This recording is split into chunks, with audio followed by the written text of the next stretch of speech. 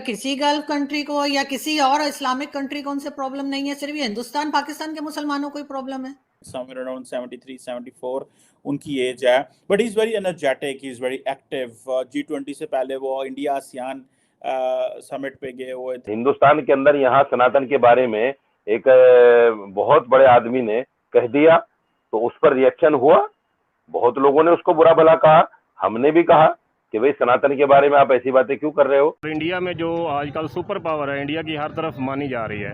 India super power बन चुका है एक हिसाब से, क्योंकि अमेरिका और इसराइल उसको सपोर्ट कर रहा है। अगर प्राइम मिनिस्टर मोदी राम मंदिर का उद्घाटन करने जा रहे हैं, उसका शिलान्यास करने जा रहे हैं, तो उसमें साजिद रशीदी को क्या आपत्ति हो सकती है। He is always on the go, बड़ी एनर्जी है। क्या द इंडियन यूथ फील्स के द प्राइम मिनिस्टर मोदी जो है उनके अंदर जो एनर्जी है, he can deliver them? वहां पर पहले एक मस्जिद थी ना, उसकी जगह पर बनाया गया है, और मस्जिद को भी पहले मंदिर था वहां पे, उसको जो बताया जाता है कि उसको जो है डिमोलिश करके तो हमारे मस्जिद बनाई गई थी। लेकिन आप लोगों ने उस चीज को अब सच्चे दिल से मान लिया है कि हाँ, पाकिस्तान जो है वो अपने वो खाने पीने में लगे हुए हैं, हुक्मरान हमारे अपनी जायदादें बाहर लेके जा रहे हैं, वहां जाके जायदादें बना रहे हैं। इंडिया कहता है हमारा विराट कोहली चलेगा, ये काम करेगा, वो चल जाता है। हम कहते हैं हमारा बाबर आजम चलेगा, ये तो वो फुस पटाखा है, ये चला ही नहीं। मुसलमानों ने गलत किया था, जो ये आए थे आपके यहाँ मुगल आए थे, उन्होंने गलत किया था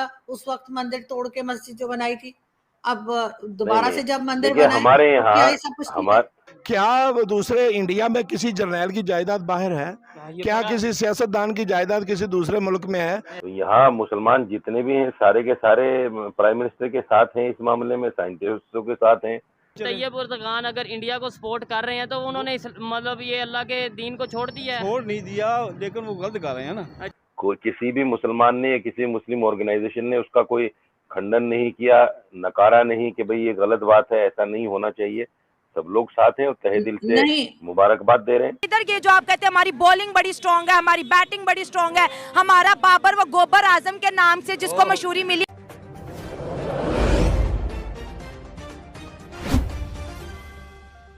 हामिद साहब और कई लोग ऐसे हैं जो कह रहे हैं कि जी ये तो गए नहीं है, ये तो ऐसी बात कर रहे हैं, तो इसलिए मैंने कहा नहीं, ऐसा नहीं है। चांद पे जाया जा सकता है, चांद पे पहले भी लोग गए हैं, और चांद पे जाना कोई नाजायज या गलत काम नहीं है। हमारे देश ने एक बड़ी अचीवमेंट हासिल की है, हमें गर्व है इस पर, हमें फख्र है इस पर, अपने साइंटिस्टों पर, कि उन्होंने इतना बड़ा कारनामा अंजाम दिया।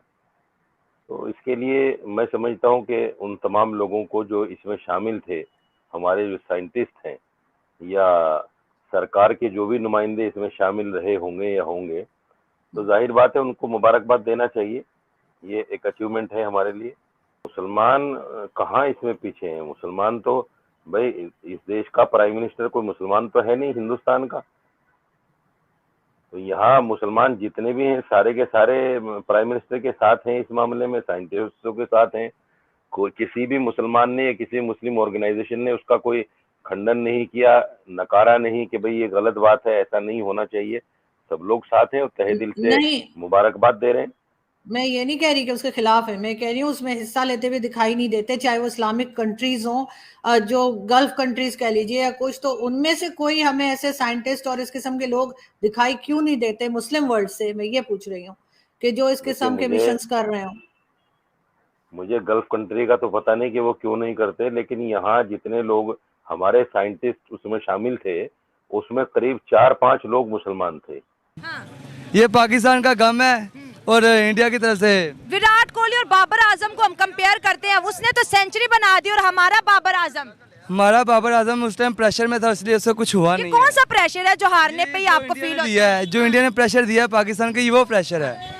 इतनी बुरी तरह पाकिस्तान इंडिया से कभी नहीं हारा। तारीख उठा लें, तारीख 228 रन से इंडिया जीता है, कभी ऐसा नहीं हुआ। किधर गए हमारे बैट्समैन, किधर गए जो आप कहते हैं हमारी बॉलिंग बड़ी स्ट्रांग है, हमारी बैटिंग बड़ी स्ट्रांग है, हमारा बाबर व गोबर आजम के नाम से जिसको मशहूरी मिली है, उसने क्या किया है? नहीं, ऐसे वैसे बोलना तो नहीं चाहिए, लेकिन बहुत दुख हुआ, बस इतना। बहुत दुख हुआ। आप बताएं, मैच किसने देखा? वो आए, देखा मैच? यस। क्या जज्बात है मैच देखते वक्त? कुछ नहीं, यही जज्बात थे कि पाकिस्तान जीतेगा, मगर पाकिस्तान ने अपने जज्बात ही बदल लिए। हर जगह पे हम कहते कहते हैं जीतेगा, जीत नहीं रहा। क्रिकेट इतनी बुरी तरह से क्यों फ्लॉप हो रही है हमारी? ये बीच में जो 2 दफा बारिश हुई है ना, इसकी वजह से इंडिया को चांस मिल गए हैं।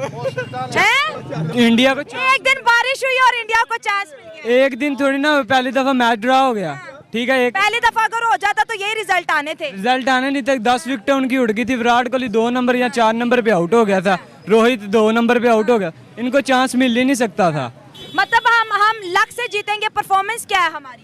इतनी बुरी तरह 128 पे सारी की सारी क्रिकेट टीम आउट हो गई। अगर प्राइम मिनिस्टर मोदी राम मंदिर का उद्घाटन करने जा रहे हैं, उसका शिलान्यास करने जा रहे हैं, तो उसमें साजिद रशीदी को क्या आपत्ति हो सकती है?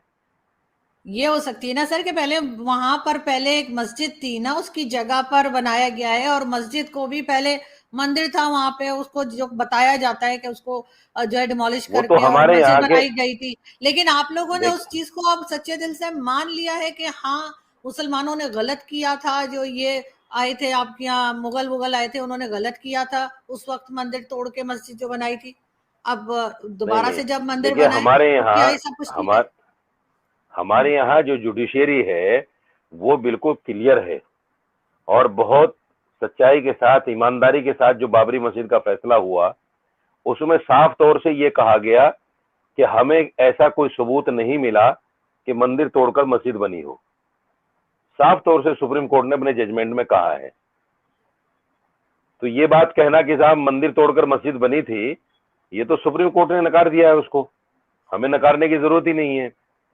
रही बात ये कि अब वहां मंदिर बन रहा है, देखिए हजरत अब्दुल मुत्तलिब जो नबी पाक सल्लल्लाहु अलैहि वसल्लम के दादा थे, ये काबे के मुतवल्ली हुआ करते थे, शायद आपने कहीं हिस्ट्री में पढ़ा हो। तो उस वक्त में जब ये मुतवल्ली थे, अबराहा नाम का एक बहुत बड़ा बादशाह था, उसने काबे को ढाने की साजिश की, और वो अपने इरादे को पूरा करने के लिए हाथियों का एक बड़ा लश्कर लेकर निकल पड़ा। मक्के के लोगों को उसकी खबर हुई, तो हजरत अब्दुल मुत्तलिब को तलाश किया गया, भाई कहाँ है मुतवल्ली साहब? तो पता चला कि वो जंगल में बकरियां चराने गए हैं। कुछ लोग उनके पास पहुंचे और जाकर कहा कि दादा या चचा जो भी जिसका रिश्ता होता था, आप यहाँ हैं, अबराहा निकल पड़ा है लश्कर लेकर, और वो काबे को ढाने के लिए आ रहा है, और उसके साथ हाथियों का बहुत बड़ा लश्कर है, क्या किया जाए? तो हजरत अब्दुल मुत्तलिब ने बहुत बहुत प्यारा और अच्छा जवाब दिया। उन्होंने कहा, भाई देखो, अबराहा के लश्कर का मुकाबला करने की मेरे अंदर तो हिम्मत नहीं है, जिसका ये घर है वो खुद बचाएगा। तो मस्जिद अल्लाह का घर है, मस्जिद के लिए किसी की जान देना